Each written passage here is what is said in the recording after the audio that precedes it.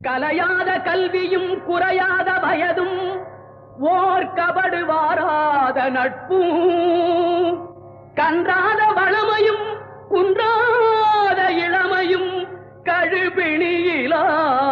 உடலும் தலியாத மனமும் அன்பு அகலாத மனைவியும்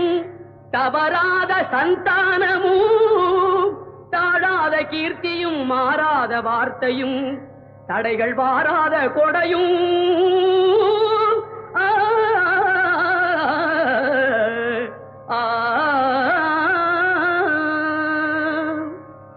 தொலையாத நிதியமும் கோணாத கோலும் ஒரு துன்பமில்லாத வாழ்வும் குய்யனின் பாதத்தில் அன்பும்